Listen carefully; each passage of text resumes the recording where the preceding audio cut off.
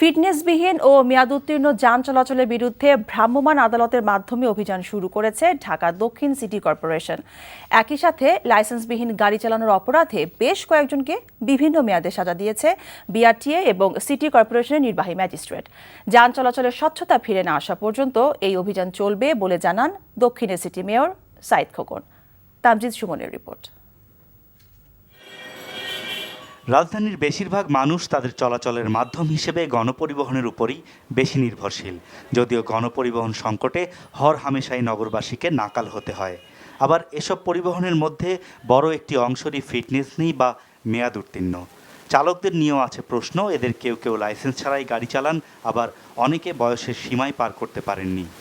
Driving করার মতো বয়স্কেরা তো একটা অভিজ্ঞতা, আমার সেই অভিজ্ঞতাটা আছে।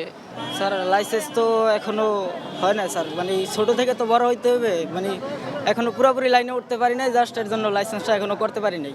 এমন পরিস্থিতিতে যান চলাচলে স্বচ্ছতা আনতে ঢাকা দক্ষিণের মেয়রের উপস্থিতিতে অভিযান শুরু করেন বিআরটিএ ও সিটি কর্পোরেশনের ম্যাজিস্ট্রেটরা। এ সময় ফিটনেসবিহীন ও মেয়াদ উত্তীর্ণ বেশ কিছু যানকে জরিমানার পাশাপাশি লাইসেন্স না থাকার কারণে গাড়ির চালকদের সাজা দেওয়া হয়। মোটর গাড়ির ফিটনেস নেই, রুট পারমিট নেই, মোটর গাড়ির আপনার যত্রতত্র পার্কিং করা, 20 বছরের পুরাতন গাড়িতে বেসিক্যালি রুট পারমিটের কোনো সুযোগ নেই। যান চলাচলের শৃঙ্খলা ফিরিয়ে আনতে এই অভিযান চালানো হচ্ছে জানিয়ে দক্ষিণের মেয়র বলেন, রাস্তায় আইন অমান্য করলে কাউকে ছাড় দেওয়া হবে না।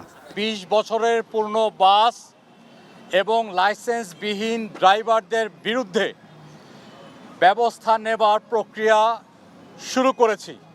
আইন তার নিজস্ব গতিতে চলবে। সুষ্ঠু ব্যবস্থাপনা ফিরিয়ে না আনা পর্যন্ত এই অভিযান আমরা অব্যাহত রাখব।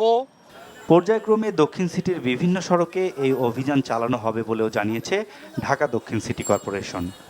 Tamjid Suman, NTV news, Dhaka.